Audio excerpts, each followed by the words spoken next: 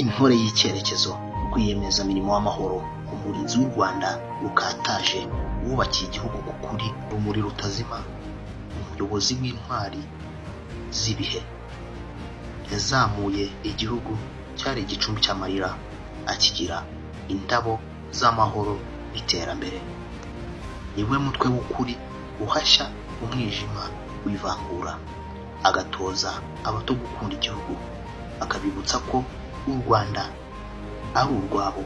Kagame, umusirikare w'intsinzi, watsinze intambara y'umwijima, ugahagarika amarira y'igihugu, uhindura igihu umucyo, uhindura u Rwanda isoko y'icyizere.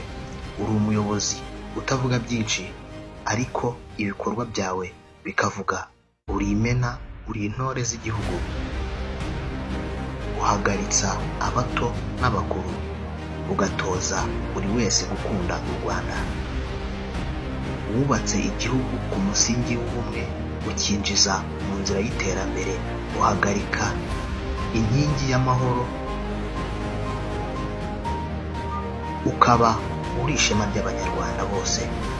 Turagukunda kandi tuzahora tugukunda.